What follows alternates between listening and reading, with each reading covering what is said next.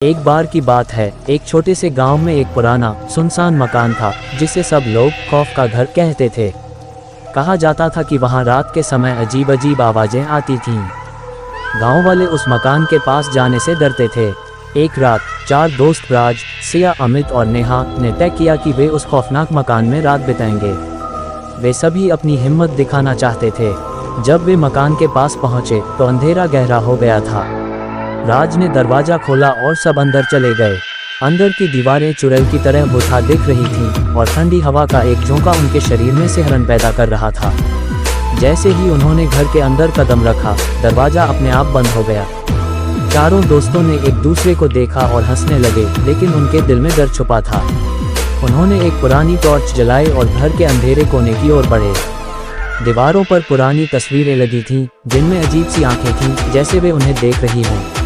अचानक नेहा ने एक आवाज़ सुनी, यहाँ से जाओ। सभी डर गए, लेकिन राज ने कहा, ये बस हमारी सोच है, चलो आगे बढ़ते हैं।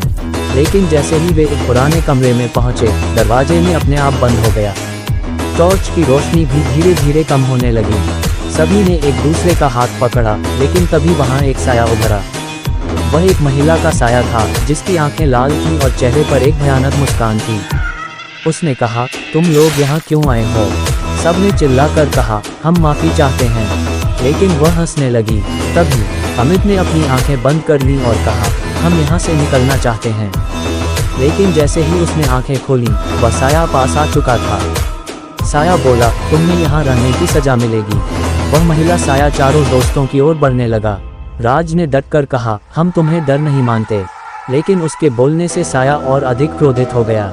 उसने अपने हाथ फैलाए और एक अजीब सी चीत्कार की। इस बीच नेहा ने एक पुरानी तस्वीर की ओर इशारा किया।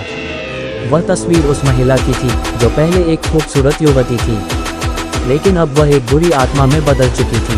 तस्वीर के पीछे एक नोट था, जो यहाँ रुकता है वह कभी नहीं लौटता। सभी दोस्तों ने तुरंत उस कमरे से बाहर निकलने की कोशिश की, लेकिन दरवाजा बंद था। डर के मारे उनकी आंखों में आंसू आ गए। तभी एक तेज हवा का झोंका आया और दरवाजा अपने आप खुल गया। सबने बिना सोचे समझे भागना शुरू किया। वे बाहर निकलने में सफल रहे, लेकिन पीछे मुड़कर देखने पर उन्होंने देखा कि वह महिला का साया अब दरवाजे पर खड़ा था। उसे देखते ही उसकी मुस्कान और भयानक लगने लगी। गांव लौटकर उन्होंने सबको अपनी कहानी सुनाई, लेकिन किसी ने उन पर विश्वास नहीं किया। उस रात के बाद राज, सिया, अमित और नेहा ने कभी उस मकान का नाम तक नहीं लिया। वे समझ गए थे कि कुछ चीज़ें इंसान की समझ से परे होती हैं और कुछ डर हमेशा के लिए रह जाता है। इस तरह उस खौफनाक मकान का रहस्य हमेशा के लिए अनसुलझा रह गया।